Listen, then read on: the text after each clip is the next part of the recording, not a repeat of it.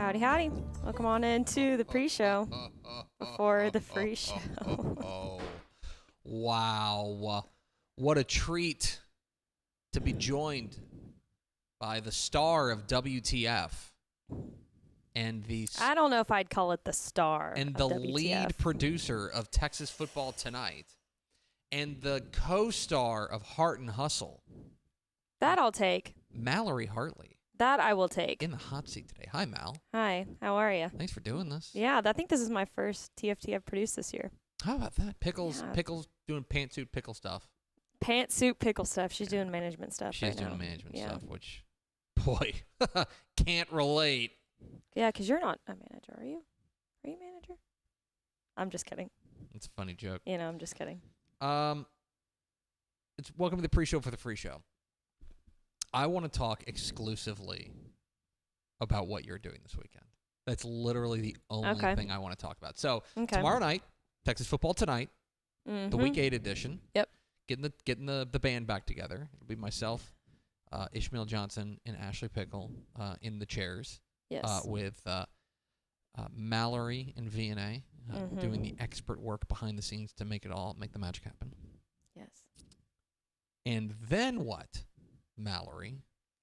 So, produce Texas Football Tonight on Friday. I'm going to go straight home back to the parents' house in Arlington on Friday night. Back to the rents. Back to the rents. And then I'm waking up at probably 5:30 in the morning. Oof. Why would you wake up at 5:30 in the morning after a late night on Saturday, Friday? Better be a For one good reason, and one reason only. Yeah. The whole family. We're picking up the whole family, and we're flying out to East Lansing for Michigan State in Iowa. Whoa! So for those who don't know, this is Spartan Mal. Spartan Mal. Yep. You are a diehard Michigan State fan. I'm actually ripping the Spartans There we today. go. So because Michigan State, your dad went to Michigan State. My dad went to Michigan State. Your dad went yes. to Michigan State. And going to East Lansing, you've been to a game in East Lansing. Before. Yeah, and great experience. Great atmosphere. What time's kickoff?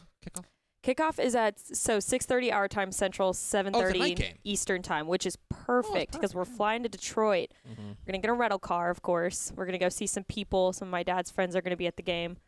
Probably tailgate a little bit and then kick off. How far is the drive? This is me being Michigan ignorant. How far is the drive from? It's not that bad. It's about an hour 15. Oh, okay. It's really not that bad at all, and it's a very pretty drive, especially this time of year with all the trees and the fall stuff. And I'm very excited. Lansing. It's gonna be chilly. It's gonna be chilly. It appears that on Saturday the high's gonna be 71. That's not bad, but I would but it's a imagine night game. night, so I would imagine it's probably going to be dropping. It's gonna be well. Good for chilly. you, and Thank I you. know you're excited about going to a Michigan State game, which is right. This is twofold. Because of course I'm excited to see my Spartans, but there's another reason that you're particularly fired up, and honestly, I'm particularly fired up about it, and that's because I get to see my second favorite head coach in all of FBS football, and that is none other than Kirk Ferentz. So for those who don't know, Mallory and I have kind of adopted Iowa as our favorite team just because they are so chaotic. They really are. They are the team that keeps winning despite the fact that they legitimately cannot score. On offense. Their offense is butt. I think what sparked my love for them was 2 years ago. Maybe this had to be 2 years ago because this is when I went to UTSA versus Houston with Craven down in the Alamo Dome. I was looking at the scores. This is back in 2022. I was looking at the scores and saw that Iowa won against like South Dakota State or something, some FCS team. Iowa won 7-3, and I was like, bet Iowa scored a touchdown, probably to seal the win. Oh no, 2 field goals and a safety. Is that correct? That would not up to 7. No. 2 safeties in a field goal. I got that backwards. My bad. They scored 2 safeties and a field goal to beat an FCS team. 7-3. 7-3. They followed that up with a 10-7 loss to Iowa State. 3 weeks later, they lost to Illinois 6-9 or 9-6 rather. They won a game 13-10 that week. Okay, but here's the most amazing thing about Iowa, and I think why you and I are obsessed. Yeah. So in 2022, that godforsaken 2022 season, they averaged 17.7 points per game. Okay, and by the way, that's on the defense. They went 8-5. Yeah, most of that's on the defense. They went 8-5. They made a bowl game. Okay, 2020. That was 2022. In 2023, they averaged 15.4 points per game and went 10-4. Because their defense was like one of the best defenses in the entire country. And their offense was one of the worst offenses in the entire country. I mean this sincerely. There is no team in America like Iowa. There really isn't. They are a singular football program that has just decided to opt out of offense, basically. They averaged less than 16 points per game last year. And they won 10 games. Yeah, then they put up 40 points in their first game this year because they fired the beloved offensive coordinator who was none other than Brian Ferentz, the son of Kirk Ferentz. But Kirk Ferentz was sidelined for a game because he was suspended for a game because of recruiting violations and stuff. So they go off and put up 40 points. In the game he wasn't there. They're so true. Funny. They're so funny. They are funny. They're the most hilarious team in college football. They really are. So I want to be clear about this. They scored 40 points against Illinois State in their opener when Kirk Ferentz was not on the field, and they followed that up by scoring 19 against Iowa State.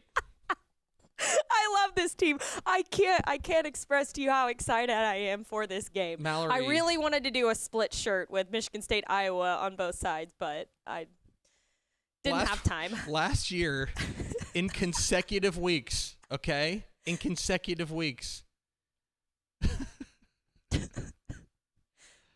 starting on October 7th against Purdue, this is their points totals. Okay, ready? 20, 15, 10, 10, 22, 15, 13, 0, 0. And by the way, I love this team. They won 6 of those 9 games. I love this team. I'm so excited for you. I'm very excited for you to just enjoy the Iowa experience. You know, the first thing I'm going to do when I walk into that stadium is spot Kirk Ferentz and send you a picture of him. Because I know that'll make your week. I will be so disappointed if you don't. Anyway, I'm so excited for your football weekend. Like, yes, it'll be fun to hang out with your family. But more importantly, you get to hang out with Kirk Ferentz. Kirk Ferentz, I can't wait. All right, hit the theme expo.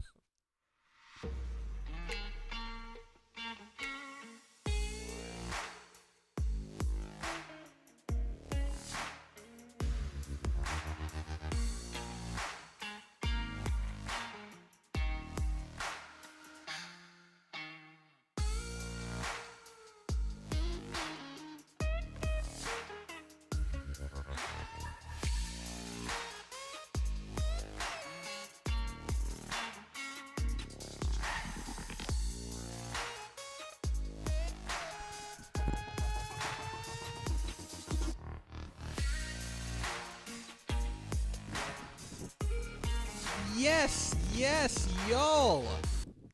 From the new Dave Campbell's Texas Football Mothership here in beautiful Lewisville, Texas, it is Texas Football Today, a show with internet. My name is Greg Tepper.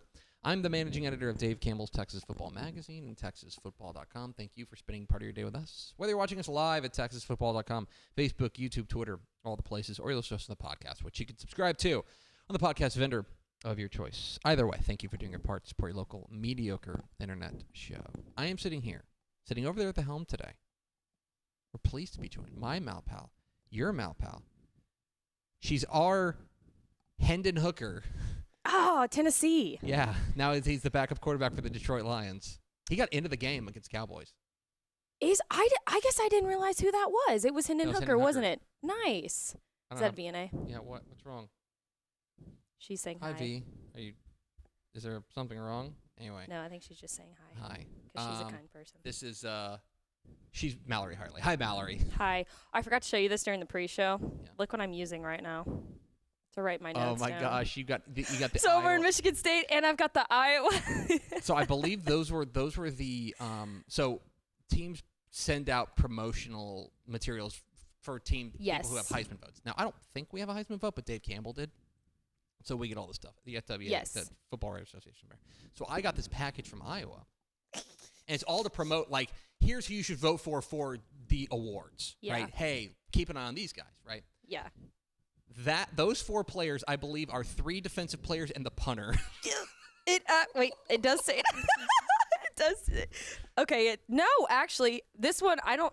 Powers gave me this one. Maybe it's Actually, the 2024 joint. Maybe Maybe they felt good about a quarterback, punter, tight end, defensive lineman. Wow, So they got it all on there. Anyway, hi Mallory. Hi. Today is Thursday, October 17th, 2024. It is 6 weeks to Thanksgiving, folks.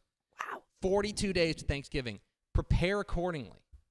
Happy birthday. And I thought about doing it today or Monday, but since you're here, we'll make it special. Okay. Happy early birthday to Texas football today. Wow. Saturday will be our 9th birthday. No kidding. We will have done this bad boy for 9 years. It was October Wow. 19th, 2015 that You we and started Max. this godforsaken show. Okay, real honest question here. Did you ever think that you would make it to episode 1808? No. No. I thought like I'd trick my boss into buying us some cool equipment. I know. Did. Normally we would cold call Max, but he just won't answer the phone. Anyway, happy birthday to Texas football today. 9 years old. That rocks. Starting on Saturday. It's episode 1808.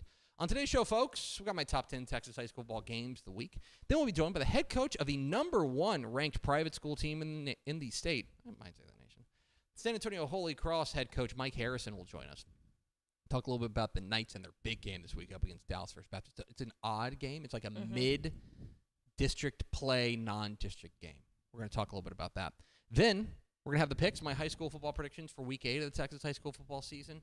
We will round it all out by talking with Craig Way, the Texas High School Hall of Famer, as we do every Thursday here on Texas Football Today. Pot right? Do we have first 4 through the door?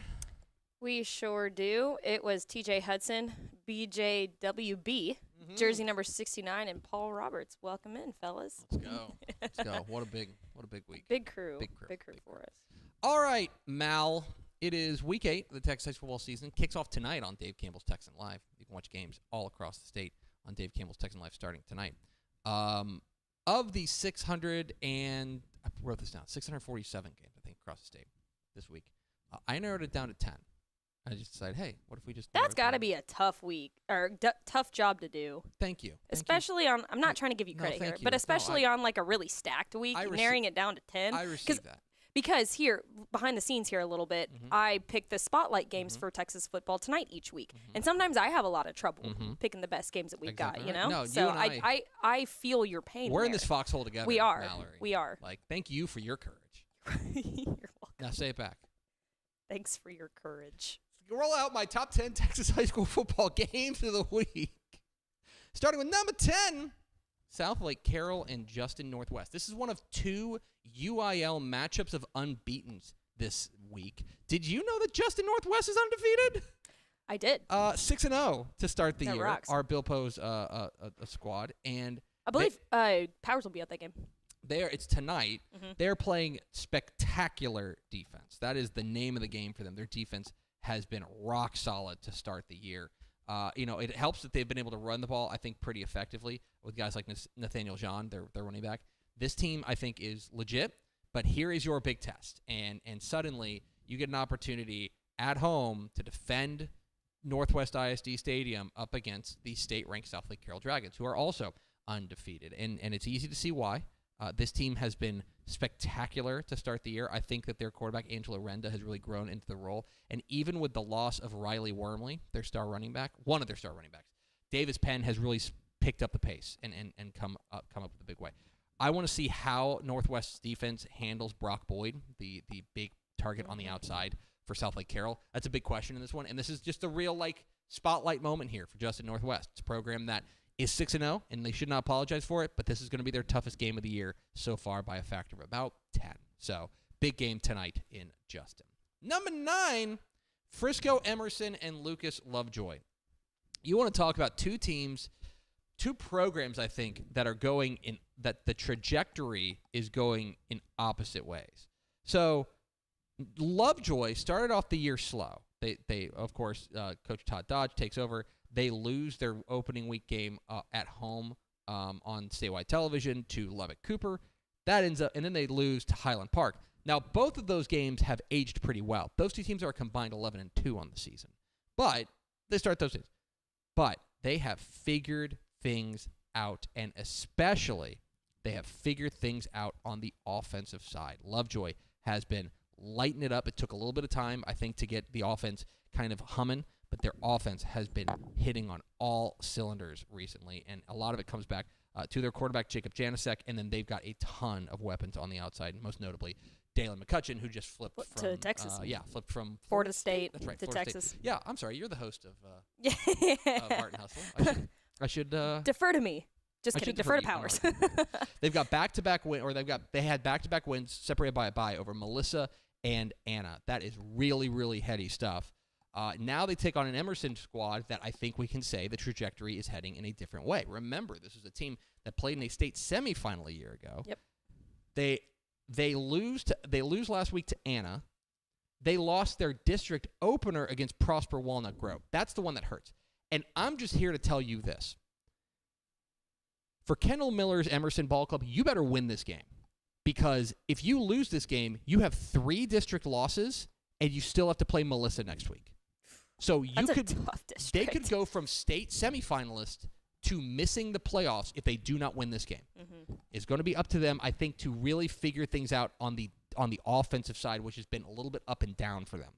That's a huge question mark for them, and I am fascinated by this. Frisco Emerson taking on Lovejoy. Number 8, Willis and Conroe. This is the other matchup of unbeatens in UIL Texas high school football this week. And again, kind of following the same thing with Justin Northwest, you have a team in Conroe that is undefeated, should not apologize for being undefeated, and also, who have you played? That's my big question for you, is who have you played? For Conroe, this is going to be their toughest test of the date. They do have wins over Conroe, Grand Oaks, and College Park, but those are the only 2 wins over teams with winning records. They are 4-3. This is Willis, and Willis is going to come with the heat. Their quarterback, Jack Emerson, has been terrific. Jermaine Bishop, He's a freak. I can't say enough about him. I said this on Tep and Step this week, which you can watch tomorrow on Tep on right wherever you're watching this. I think he's the Texas high school football Travis Hunter. You're completely right about that. Playing both ways and being a dominant force on both sides of the ball. He is so fun to watch. Can Conroe, whose defense has been rock solid all year long, giving up just 13 points a game, can they contain the Willis offense? That's the real question in this one. Matchup of unbeatens down there in Conroe. And you can watch it on Texan Live. To quote Live on Texan Live. Thank you. To quote Vianney Moreno. Number 7. Let's go a little off the board. Ira Ann and Wink. 2 teams that I don't know if we've talked a ton about, but I think we should be paying attention to. I'll tell you this about Wink. The computer loves Wink. The computer has Wink as the second-ranked team in 2A Division II right now. Their one loss in the year, they lost their opener to Lubbock Christian. That's a good private school. But since then, they have been rolling teams. And for all the talk we had about how were they going to replace Cannon Gibson at the quarterback spot, they have not replaced him with one guy. What they've done is they've kind of pieced it all together and become, I think, a more balanced and more widely threatening offense. Now, make no mistake, they've got a bell cow, and it's Kamid Fasciani, their outstanding running back. He's a 1,300-yard rusher already. But they can throw the ball as well with Lane Lesby, et cetera. Well, here comes quietly undefeated Ira Ann at 6-0 to start the season. And the name of the game for them, I think, has been on the defensive side. Their defense has been rock solid. And furthermore, what I like about this Ira Ann team is that they can beat you through the air. I really love this quarterback, Prather Schneeman. Their junior has been terrific for them. He's thrown for 19 touchdowns against just 4 interceptions, and they have a ton of weapons on the outside, most notably Chris Quintero. I think it's interesting because I think this game could end up being a bit of a shootout because both these offenses are so high-powered. Ira Ann and Wink is a game I'm keeping my eye on in 2A Division II, and major playoff implications as well in District 4 2A Division II. Number 6, Cuero and Sinton. Yeah, this is great stuff. Live on Texan Live. Oh, yeah, that's right. Mm-hmm. That's a spotlight game for us. It is a spotlight game. So for Cuero, it does feel like they've gotten their wheels back on, okay, especially on the offensive side. I think they're getting more consistent quarterback play. They've got a terrific wide receiver on the outside that I think has an opportunity to Walker Dietz, who's been really good for them. But, yeah, they've been getting more consistent quarterback play. My issue for them is on the defensive side, which continues to kind of get torched. Now, it's been better of late. They hold Harlingen to 14. They hold Rockport Fulton 14. But before that, they were giving up consistently in the 40s and 50s and 60s. Has the defense taken that step? We will find out as they go on the road to take on Sinton. Sinton, I think if they win this game, I think that they are a team that you can start talking about in that big picture. Can they win Region 4 type thing? They would have one of the most impressive resumes in the state with wins over Alice, Gregory Portland, Corpus Christi Miller, and Cal Allen, and then Cuero. Keep an eye on this one. I love this quarterback, Tristan Hansen. I think he's a dude. He is a total dude out there. A two-way star, or rather a dual threat guy. And then Derek Garcia, the running back. Plus, Mike Troutman's team is always going to play great defense. I think this is an opportunity. This is like the last hurdle for me for Sinton before really certifying them as one of the teams to be in Region 4 and a team that can challenge Wimberley in Region 4. Number 5, Coppell and Louisville. Live on Texan Live. COPPELL and Louisville Fighting Farmers. So Louisville is a team that I'm really interested in this year. I love what they've got on the offensive line. Michael Fasusi, their big offensive tackle. They are one of the biggest and best offensive lines in Texas, and they give their running back, Tennell Hill, room to operate as a result. Their defense is going to get a real test this week up against this Coppell offense led by Edward Griffin, Eddie G. And they've got tons of playmakers on the outside. Whose name I forget. Tucker Cusano, who's been terrific for them.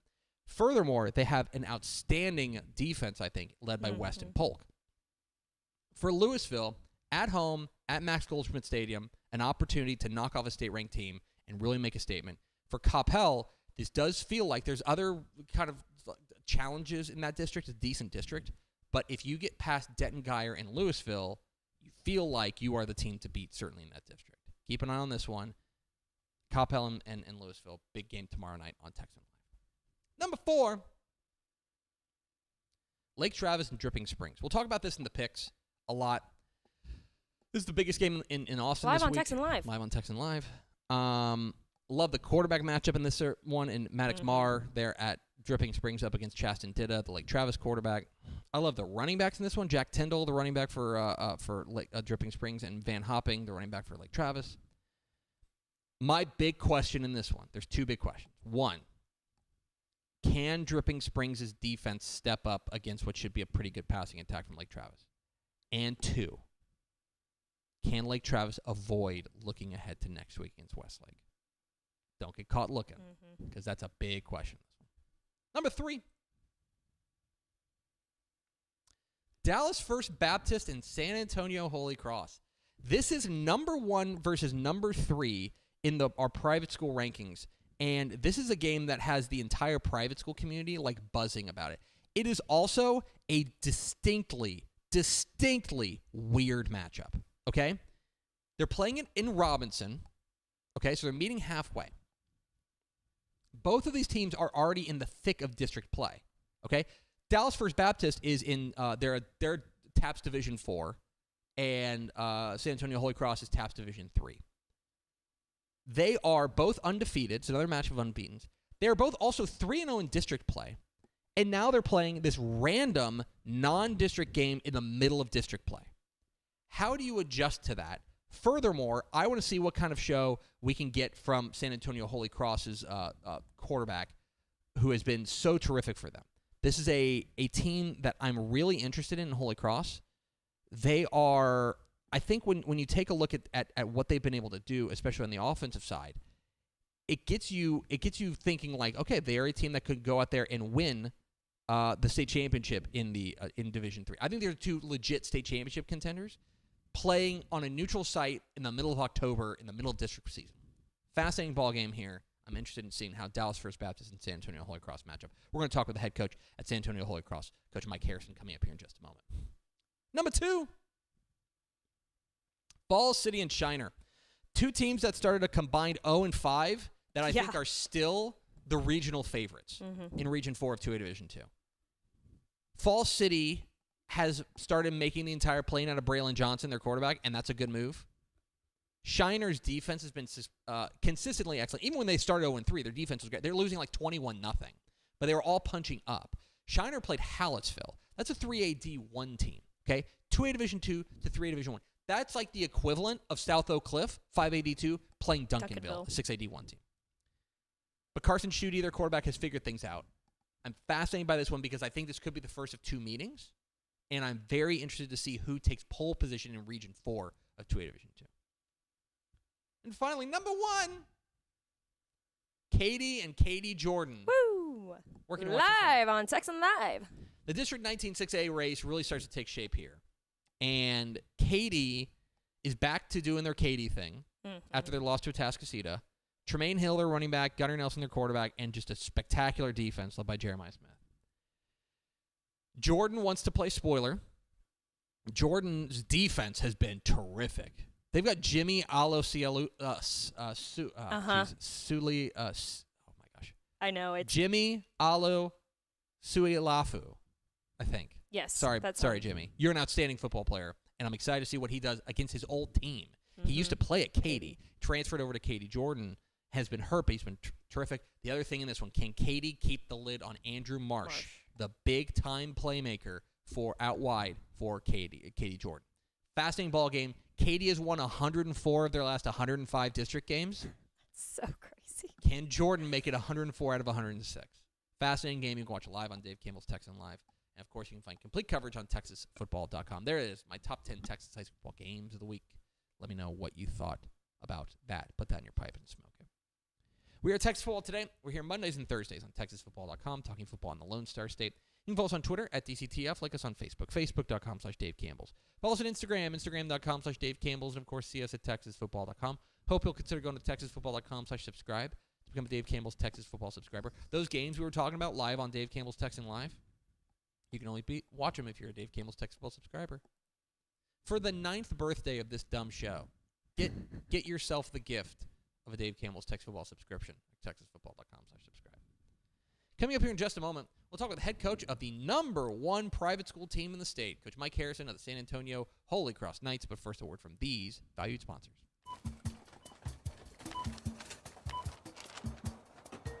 30-yard line, the 20, the 10, touchdown!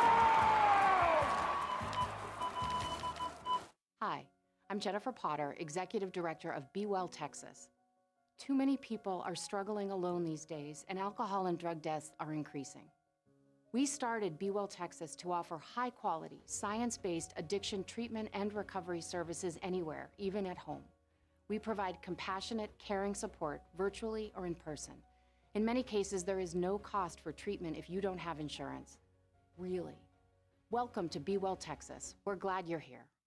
Hey DFW residents, get your grocery essentials in minutes, not hours or days, with Wing Drone Delivery.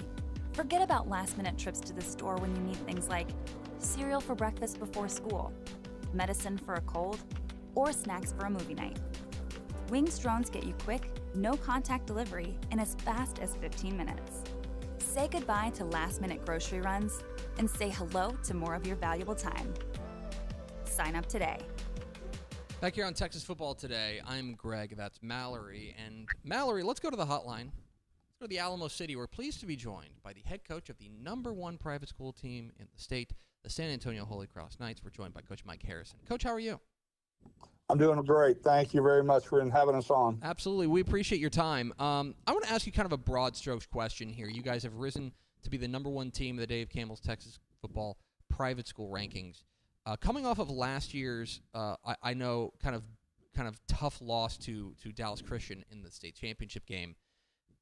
Coming into the year, if I had told you, hey, we're going to be talking to you undefeated in Week 8, the number 1 team in the state, would that have surprised you?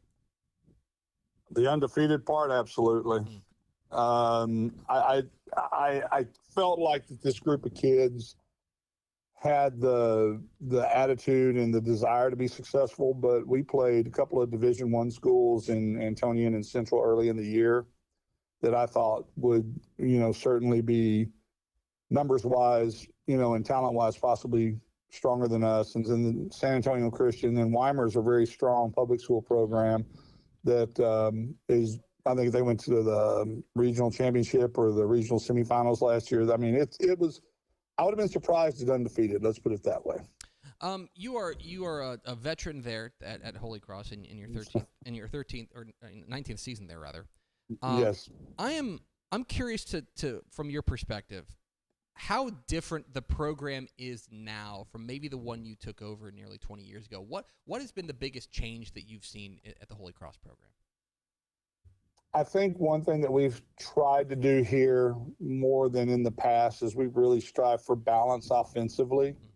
Holy Cross has always been known for being a very physical, very tough-minded football team. That is something that was etched in stone here before I ever got here.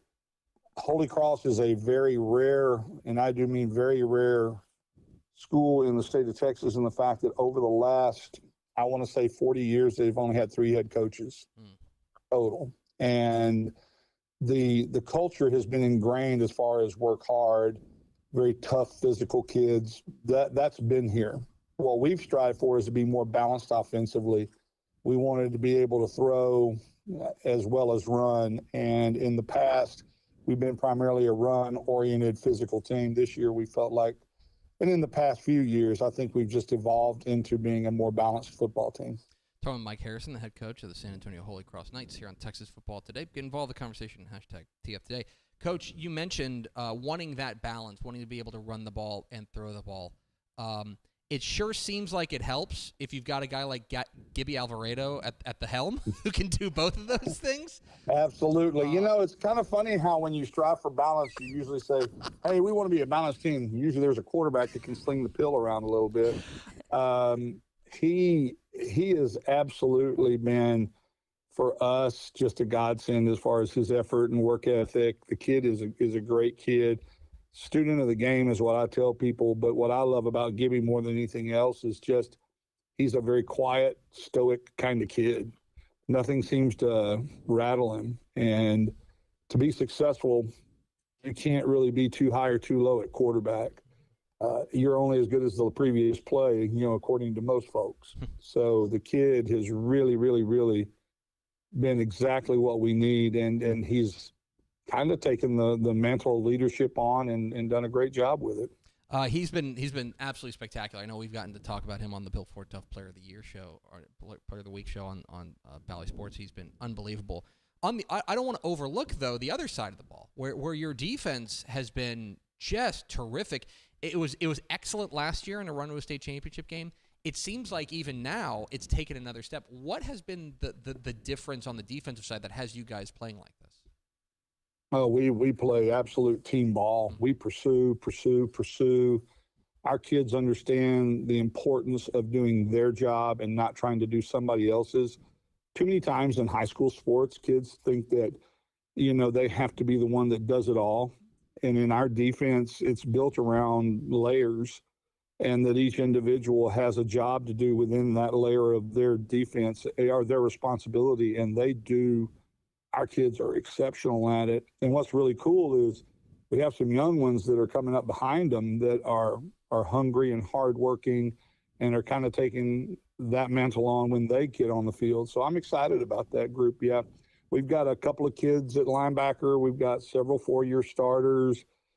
Secondary has been, I think we got like 14 interceptions in 7 games, some crazy number like that. Just a fun group of kids that gets after it every snap and pursuit. Do it every day. Yeah, Coach, I got to tell you, I don't want to tell you how you do your job, but you keep calling the touchdown play with Gibby and keep calling the interception play on the defense. Feels like they're going to make you look pretty good. Yeah, those kids tend to make, having good kids makes coaches look like they know what they're doing. That's what I've heard. It's Mike Harrison of San Antonio Holy Cross. Coach, I do want to ask you, you got a game tomorrow night in Robinson at 7 o'clock or 6 o'clock. You guys will take on Dallas First Baptist, in what I can confidently say is the strangest game of the week. It is a non-district game sandwiched in the middle of district play for both these teams. It is a matchup of unbeatens. It is a matchup of state-ranked squads. Can you just tell us, I guess here's a dumb question, but why is this game happening? Coach Laverne and I were talking about it last spring. We had a situation where we had a district schedule that was full, and one of the schools in our district dropped out. And when they dropped out, it left us with an opening. And to be quite honest with you, I don't know many schools that have open dates in October. And we were looking around for a game, and Coach Laverne called me and said, "Hey, Coach, look, we have an open date, same date as you. We'd love to play you." And I knew what we were getting into. They're beyond spectacular. Looking at the film on these guys, it's, I'm asking myself the question why I did this. And the thing that got me, though, about why is the game happening, if we really, really, really want to contend for a state championship, and if we are serious about that, we need to be challenged, and we need to be pushed, and we need to have somebody that's going to look at us and say, "Hey, Coach, here's where you're not very good. Hey, Coach, here's where we're going to attack you here." And the good teams are going to see that. And I can assure you that Dallas First Baptist is going to show us our weaknesses and make sure that we work on them before we make a run in the playoffs. It is an absolutely fascinating game going on tomorrow night in Robinson with the San Antonio Holy Cross taking on Dallas First Baptist. And the head coach of those Holy Cross Knights, Coach Mike Harrison. Coach, we sure appreciate your time. Congratulations again on such a great start, and best of luck tomorrow night in Robinson. Going to be fun. Thanks a bunch, man. Absolutely. There he goes, Mike Harrison, head coach of the San Antonio Holy Cross Knights. I was really interested in booking him specifically for this game because it is so weird. It is so strange. Like, it's very, I don't know. Like, so the SEC does this, right? Where, like, they have, like, SoCon Saturday or whatever, where it's, like, in the middle of conference play, everyone plays kind of an FCS team or A&M will always do that with Prairie View A&M. Yeah. It's always in, like, a late October, early November, and it's always like, what? Yeah, like, and like Alabama will up and play Alabama. They'll play like Georgia Pine one Bluff week, or and something. then Flower, and they'll play Florida, and then next week they'll play like Arkansas Pine Bluff. Yeah, exactly. Great call. Here's the difference. This is like that, except this would be the equivalent of like Alabama or like A&M then playing like, all right, we're gonna play like Ohio State. Out of conference play. Like, this is number 1 versus number 3 in our private school rankings. This is I think a relatively unprecedented type of game. And Mike Harrison has got them rolling. I think that they're the favorites in Division III in TAPS, and we appreciate his time as always. We are Texas Football Today. We're here Mondays and Thursdays on TexasFootball.com, talking football in the Lone Star State. You can follow us on Twitter at TCTF. Like us on Facebook, Facebook.com/Dave Campbell's. Follow us on Instagram, Instagram.com/Dave Campbell's. And, of course, see us at TexasFootball.com. Hey, Mal, can I tell you a little bit about our friends at TxDOT? You absolutely can. So Dave Campbell's Texas Football is excited to partner with TxDOT this season to bring the TxDOT Roadshow to Laredo for Friday's matchup between the Medina Valley Panthers and the Laredo United Longhorns. Critical district matchup there. Kickoff set for 7 p.m. at the Bill Johnson Student Activity Center. Be sure to look for the TxDOT Roadshow at the game, where fans can participate in VR experiences, interactive video screens, quizzes, giveaways, and much more. TxDOT reminds fans to be careful on the road and follow the speed limit. Slow down when there's heavy traffic, road construction, or bad weather, and always buckle up. Make sure you go see our friends at the TxDOT Roadshow at Medina Valley versus Laredo United this Friday at 7 o'clock at the Bill Johnson Student Activities Center. All right, Mal, Week 8 of the Texas high school football season is nigh upon us. It is right here. It's kicking off in like 4 hours. And Vianney Moreno had the courage once again to edit this video. Here's my predictions for Week 8 of the Texas high school football season here on Texas Football Today. Down the stretch we come in the 2024 Texas high school football season. These are the picks.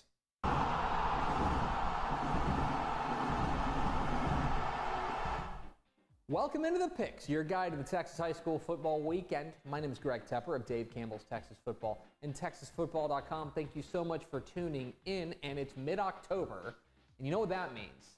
It means it's spooky season, as somebody that I work with is fond of saying. But also, it means that the Texas high school football season is really starting to heat up because we're in the heat of district play right now, and these games pretty much all matter. The stakes are being raised, and one of the things that I'm paying particular attention to is those kind of third and fourth place races, right? That's one thing to keep an eye on. In 6A, it has major implications as far as who is going to go Division I and Division II, but also which teams are going to get into the tournament when we unveil the brackets in 4 weeks. Yes, when the brackets come out in 4 weeks. We are in the thick of it, guys. Texas high school football season is now more than halfway over. Let that sink in. There's big games everywhere you look in week 8 of the Texas high school football season. We start in the capital city. 7:30 p.m. Friday night at Tiger Stadium in Dripping Springs. It's a District 26 6A clash in the Austin area as the Lake Travis Cavaliers take on the Dripping Springs Tigers. What are the keys to this matchup? Key number 1, who stays balanced? So I think that when you think of both Dripping Springs and Lake Travis, you think of quarterback play. You think of throwing the ball, and for good reason. They've put out their fair share of outstanding quarterbacks, and spoiler alert, they both have great quarterbacks this year. But I think what sets both of these offenses apart in 2024 is the balance with which they play. On the Dripping Springs side, quarterback Maddox Marr has been absolutely terrific, but I think running back Jack Tyndall is a real straw that stirs the drink for this team. He runs hard and has that breakaway speed that really opens up the offense. On the Lake Travis side, Chaston Ditta, their quarterback, has really taken that step as a signal caller, but I think their running back Van Hopping is so important to what they do simply because it makes you cover every square inch of the field defensively. Now, I think for both of these defenses, it's going to be critical to make the offenses one-dimensional. So, plain and simple, who stays balanced? Key number 2, drip secondary, because I think that is the unit that is going to be the inflection point for this game. When Dripping Springs has struggled this year, it's been because they've been thrown on, specifically last week in a bit of a tussle with Austin Bowie and in their week 1 loss to Austin Vandegrift. And this is a Lake Travis team with Chaston Ditta at the controls and guys like Patrick Colby and Josiah Thomas out wide that I think are going to test the back end of this Dripping Springs defense. It's going to be up to guys like Malachi Agharo in the Dripping Springs secondary to come up with big plays and contain the passing game. If they contain the passing game, I think Dripping Springs has a great path to victory. But how well does the Tigers secondary play? And key number 3, no peeking. So you might think it's odd that we're spotlighting a District 26 6A game this week, considering next week is the big one. Next week, Lake Travis and Westlake, Battle of the Lakes, massive state-ranked matchup. You might be thinking this is a little bit odd. Why are you doing that? And I think this is a real trap game for Lake Travis. Plain and simple. Dripping Springs is absolutely good enough to beat Lake Travis if they get caught looking ahead to their big rivalry matchup with Westlake next week. Lake Travis has to be focused from the word go if they're going to survive unbeaten to set up a big matchup with Westlake next week. A lot of this game is going to come down to how well Hank Carter and his staff can keep his Cavaliers focused on the game at hand. Because make no mistake, this Dripping Springs team, they're really good. And they're at home. This is a huge landmine for Lake Travis if they don't take it seriously. Will they get caught peeking to next week? Who am I picking? I'm going with Lake Travis. The Cavaliers get the nod here even on the road because of the balance they have offensively. I think Van Hopping is a real star for this team, and I think Chaston Ditta is really emerging as a dual threat quarterback. But the side of the ball we haven't mentioned, this Lake Travis defense is playing exceptionally well. I love what they have in the front seven, and I think that secondary is growing as the season goes on. For Dripping Springs, I think they need to get that offense rolling, especially Maddox Marr, their quarterback, who has been so sharp to start the year. He has to play a clean game. I think they need to be +2 in the turnover margin to pull off this upset. But in the end, I think Lake Travis comes away with a very narrow win. From the largest 11-man classification to the smallest, 7 o'clock Friday night at Comanche Stadium in Shiner. It is a big-time matchup between the Shiner Comanches and the Fall City Beavers. This game is absolutely fascinating, but if you take a look back, maybe like week 3 or so, you'd just think, why would you be spotlighting this game? Remember, these two teams started off 0-2 for Fall City and 0-3 for Shiner. And yet, I think when you take a look at 2A Division II Region 4, I think these are the two best teams. I think these are the teams to beat when it comes to making a state semifinal into a Division II, and that is not nothing. I think these two teams are really playing exceptionally well right now, and those 5 losses, by the way, 4 of them came against 3A teams, right, punching up an entire classification. For Falls City, I think their defense has started to round into form, but more importantly, their quarterback, Braylon Johnson, has started to take over. This dual threat dynamo has been terrific, 19 touchdowns on the season so far. Going up against a Shiner team that's got their own star in Carson Schutte, who has been really strong at the quarterback spot of late. And even when they were losing games earlier, when they started 0-3, their defense has been rock solid. That is a hallmark of Daniel Bedecker there at Shiner. I think this game is probably a low-scoring slugfest just because I think both these defenses are playing at a very high level right now.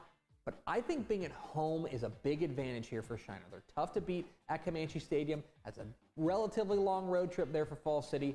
I think Shiner comes away with a narrow win and becomes the team to beat in Region 4.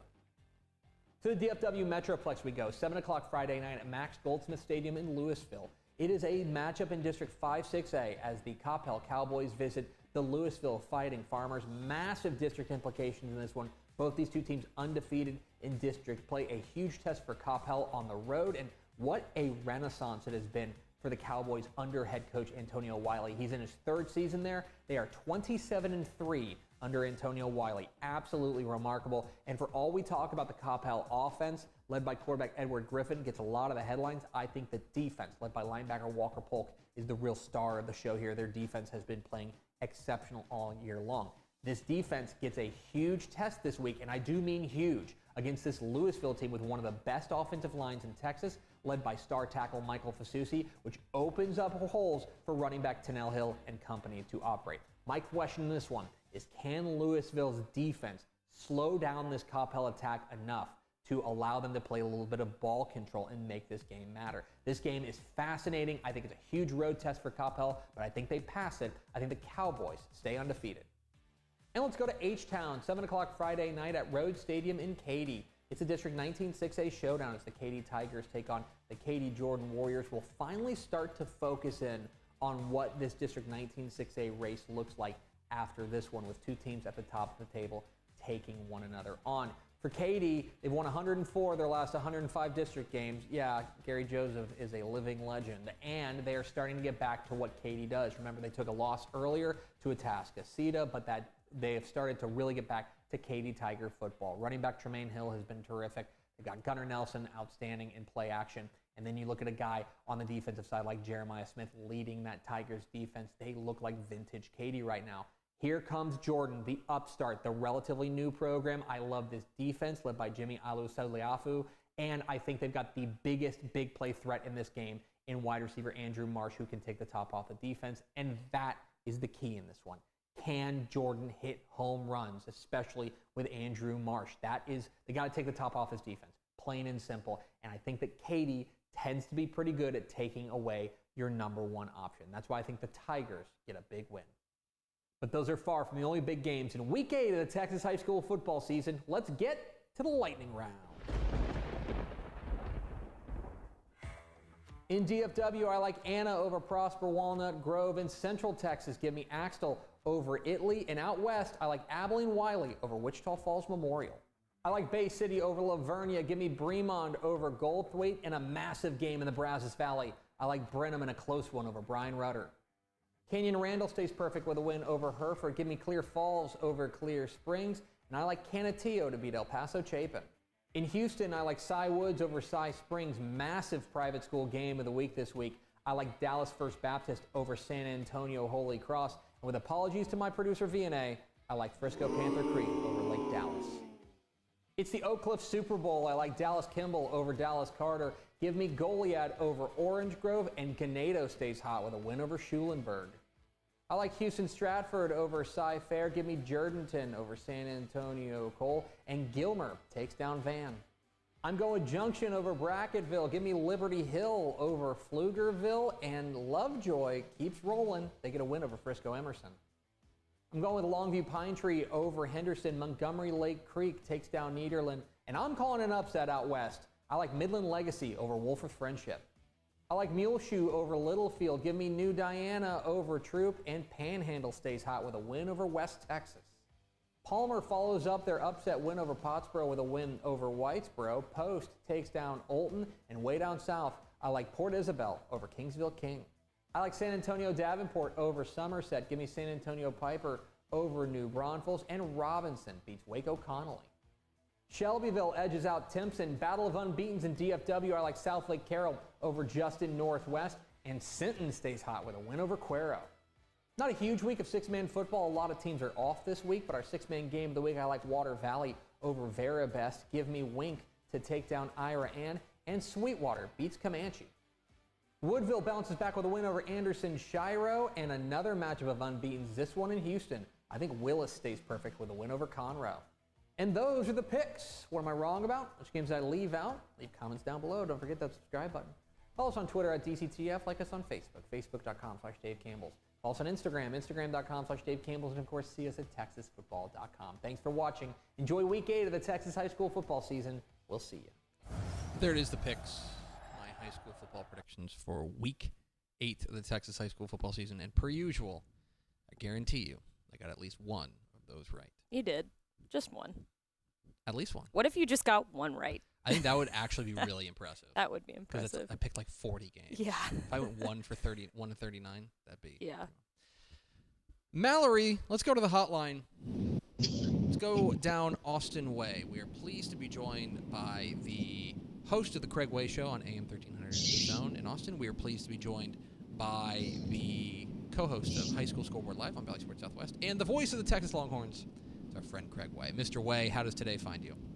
It finds me rolling along I-35.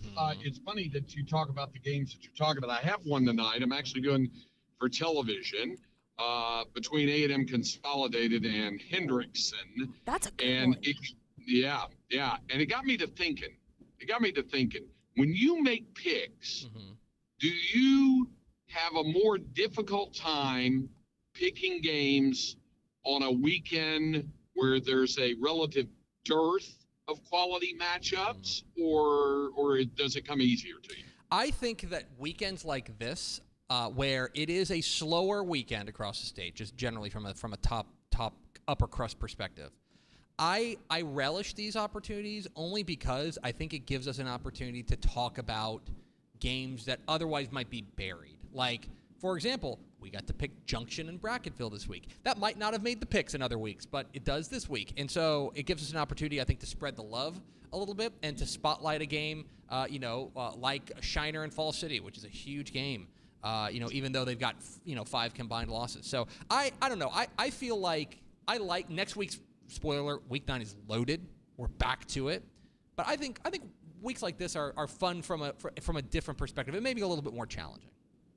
Well, not only that, I think also it gives us a chance also to perhaps, I don't want to say disregard early season losses because they do factor in, but unlike college football, they are non-district losses. So a Shiner situation and like you said, between Shiner and Fall City, 5 losses between them.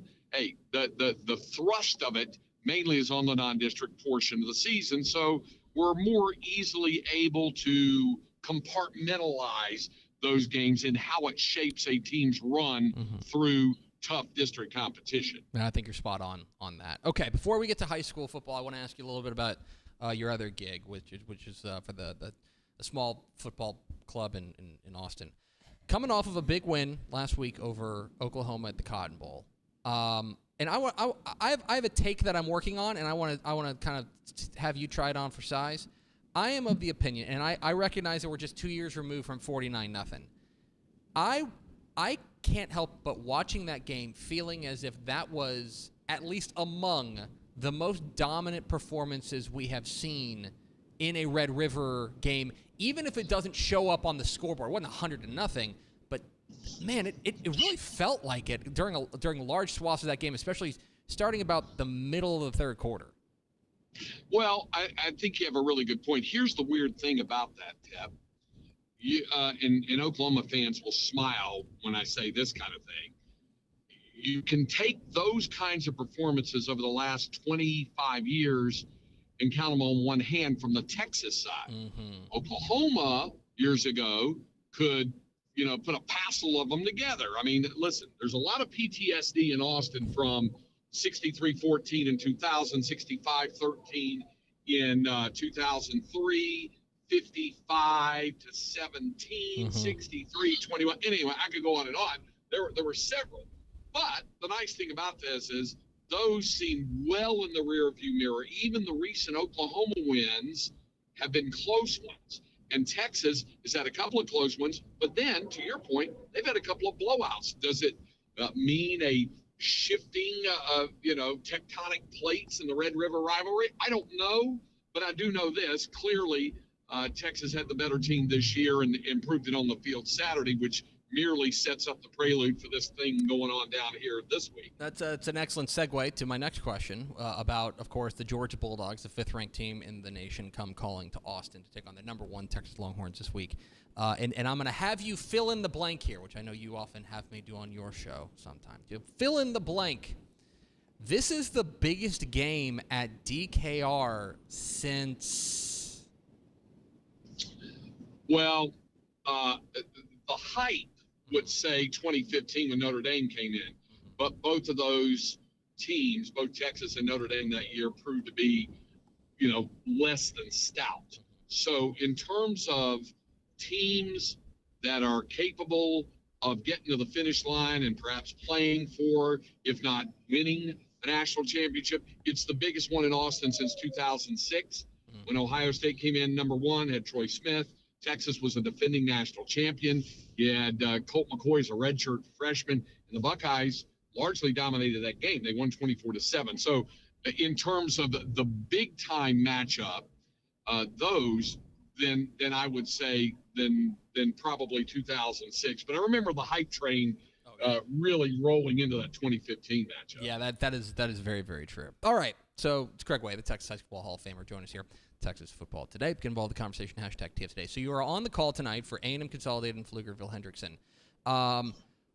When you, I'll kind of take a question you asked me earlier and kind of turn it back on you. When you take a look at this Week 8 slate of games, I can't help but feel like, again, that upper crust of games maybe isn't quite there.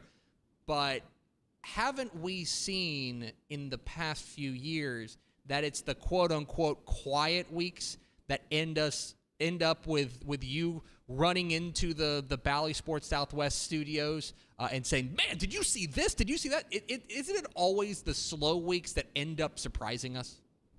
You know what? Mallory in her dating background could say it's always the quiet ones, that all of a sudden, it's that kind of thing. And I will also add that, it's kind of like baking a pie.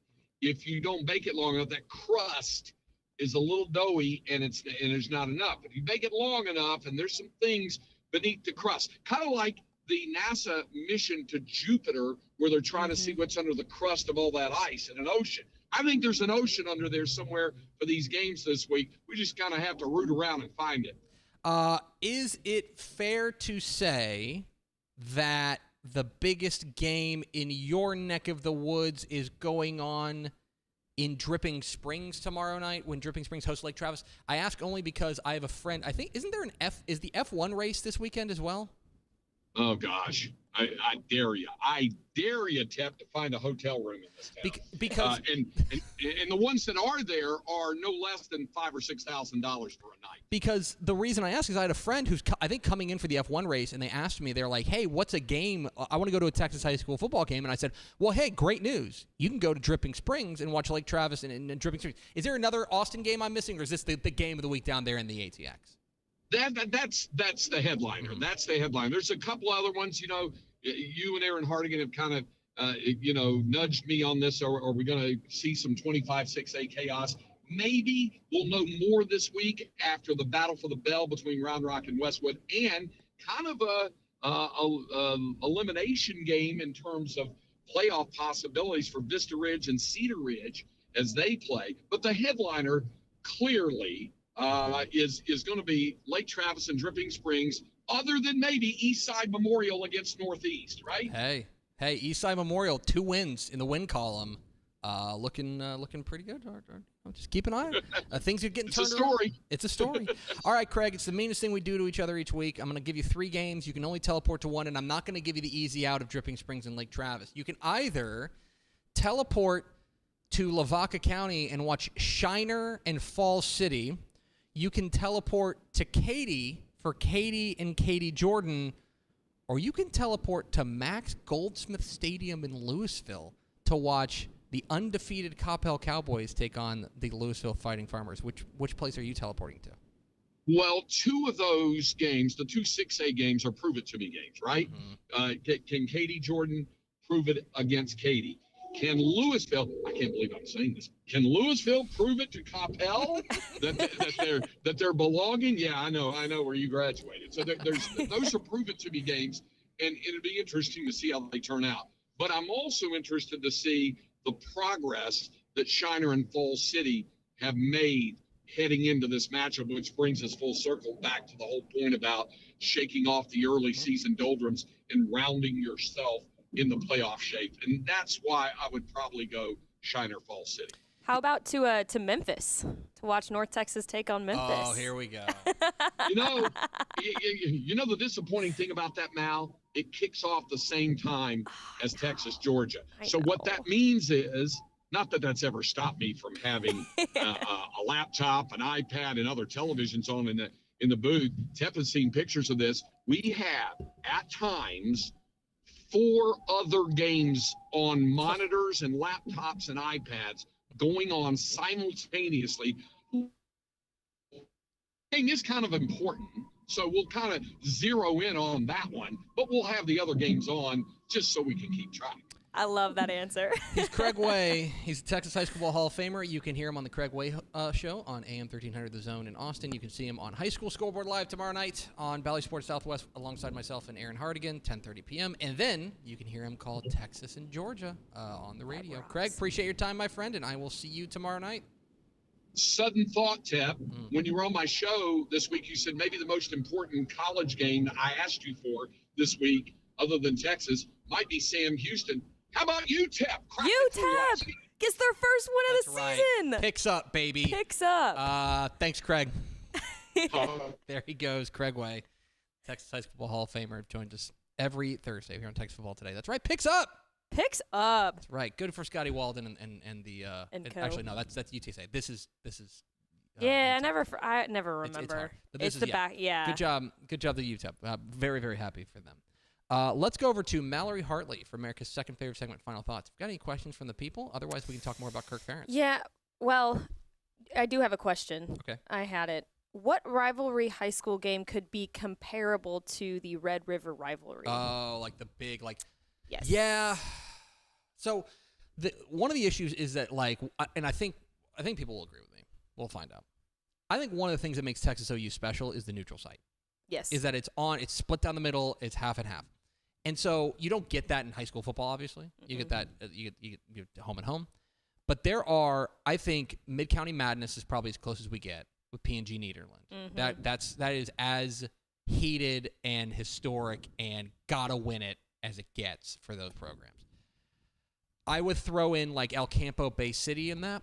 I think Sherman Denison is like that as well, as far as like you gotta win the stinking game. But again, those would be those are just like the best rivalries, and I think Texas OU is obviously one of the best rivalries. But because it doesn't have that neutral site feel, it's strangely like. The rivalries you could put in there are like North Shore Duncanville or Gunner Canadian. Gunner right? Canadian's a where great like, one. They're almost guaranteed to match up in the playoffs each year. 2 elite programs meeting with high stakes on a neutral site. And they're strange, geographically, they're strange, like, rivals. But I think from that perspective, that could be, that as far as fitting the mold, that's probably as close as we may get. Midland Lee, Permian too. Odessa Permian is a good one. Yeah, Midland Legacy and Permian is a great matchup just because, again, the history there, the gotta win it attitude. The history, yeah. That would be, again, part of it is that it's usually in Midland at it's not called Grounded Communications Stadium anymore. It's called something else. I'm old. Or it's in Permian, So part of it is that there's the but I do think that, like, one of the things about that is, for those who don't know, Odessa and Midland, I think people smush them together because they are close to one another and they're only big cities in that neck of the woods, but they are distinctly different, like, culturally. Yeah. And so I think that's part of it as well, and that's why the Texas OU thing fits as well, because I think there is that culture difference between, Austin and Norman and stuff. So, any other questions? Or Well, we don't have another question, but somebody mentioned in the comments that the Texas high school football GOAT, Drew Tate, went to Iowa. Do you know who that is? He did. Drew Tate. Yeah. Drew Tate's Midland. Drew Tate's cover boy. Not Midland. Drew Tate is on Robert the E. Lee. cover, I believe, right behind you, actually. Which one? What year? It's right behind your. It is. Can you see it from if I move out of the way? No, it's above the Vince Young, Reggie McNeil one. That's Drew Tate on the right. Oh, yes. Yep. Yeah, Drew Tate so on the chasing history one. yeah, Yep. he went to Iowa. Shout out to him. I'm so excited for you. I'm excited for you to just experience the Kirk Ferentz magic. I really am too. It's been a long time coming. I feel like this is because I've been wanting to really start a Big Ten, Dave Campbell's Texas football Big Ten. Yeah. Yeah, that'd be. I think that fits the name really well. So this is my push. We just need, like, Tech to join the Big Ten or something like that, and then that gives us our excuse. Hey, there's They're farthest north. Although that doesn't even A&M. I mean, I think A&M makes the most sense. Texas A&M to join the Big Ten. to join the not regionally. Obviously, we're not. No, nothing matters regionally. Nothing matters regionally anymore. But like academics wise, sports wise, so maybe. My dad. I think people know this. My dad went to Illinois, so he's a Yes. Big Ten. He always goes. He's like, Big Ten, big time. Big Ten, big time. So I'm gonna get that. I'm gonna get that on a T-shirt. enjoy East Lansing, my friend. Thank you. It's going to do it for us. Thanks for spending a little bit of your day with us. Follow us on Twitter at DCTF. Like us on Facebook, facebook.com/Dave Campbells. Follow us on Instagram, instagram.com/Dave Campbells. And, of course, see us at texasfootball.com. Thanks again to Mike Harrison, head coach of the San Antonio Holy Cross Knights, for being our guest, and for Craig White for hopping on with us. For Mallory Hartley, I'm Greg Tepper. Vince Young, please get your Player of the Year trophy. We'll see you Monday on Texas Football Today.